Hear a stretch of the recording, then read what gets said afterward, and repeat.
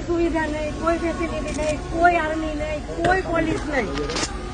જયારે મોટા મોટા નેતા આવે, કોઈ વીઆઈપી માટે પાછળ કેટલી ગાડી, ઉપર હેલિકોપ્ટર શેનાથી હાલે છે? ટેક્સ પે કરે છે એના ઉપર નથી. વીઆઈપી માટે જે સર્વિસ છે એ આ લોકો માટે કેમ નથી? હું નીચે આર્મી કેમ્પમાં ચિલ્લાઈને કહેતી હતી કે ઉપર કેટલા લોકો જખમી છે, તમે લોકો જલ્દી કંઈક કરો. અમે ઉપરથી પડતા આખડતા નીચે ઉતરતી હજી ઉપર કોઈ ફેસિલિટી ગઈ નહોતી.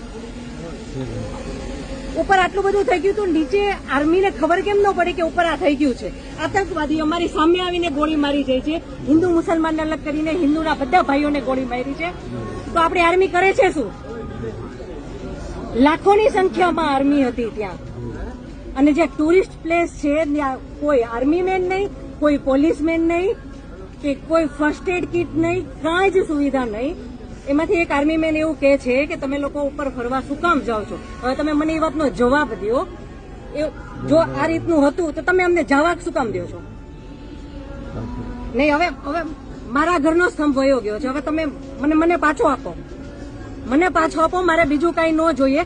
આજ પછી કોઈ દિવસ કોઈ વોટ જ નહીં કરતા. જો આપણી ગવર્મેન્ટને પોતાની જ સુવિધા રાખવી છે, તમારા પાછળ કેટલા વીઆઈપી હોય છે, કેટલી ગાડીઓ હોય છે, તમારો જીવ છે. આ ટેક્સ પે કરે છે એનો જીવ નથી. આ છોકરાઓનું શું? આનું ભવિષ્ય શું? આને ડોક્ટર બનાવી છે, આને એન્જિનિયર બનાવો છો, હું કઈ રીતે બનાવીશ? નહીં, મને ન્યાય જોઈએ. મારા છોકરાનું ફ્યુચર ખરાબ ન થવું જોઈએ.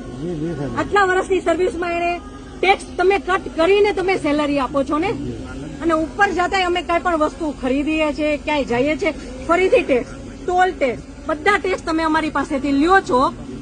તો મારા ઘરવાળાને જયારે જરૂર હતી ત્યારે કોઈ ફેસિલિટી નથી મળી. મને એનો ન્યાય જોઈએ. તમે લોકો અહીંયા જ રહ્યો, તમે કયો મને કે તમે શું કરશો એના માટે. આ એક નહીં, આના જેવા જેટલા ભાઈઓ બધા નિર્દોષ હતા, બધાને આવડા છોકરા હતા. નહીં, સરકાર ખાલી કહે છે કે અમે કરશું.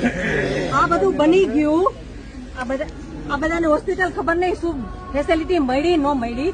બીજે દિવસે આટલો કરફ્યુ, આટલી રોડ બંધ, રોડ ઉપર 100-200 જ્યાં જોઈને ઢગલા. નહીં સર, નહીં, સાંભળો, તમારે સાંભળવું પડશે. જયારે બધું પતી જાય પછી આપણી ગવર્મેન્ટ આવીને ફોટા પાડે છે કે અમે આર્મી ઓફિસર અહીંયા હતા, પોલીસ અહીંયા હતા, નેતા આવ્યા છે.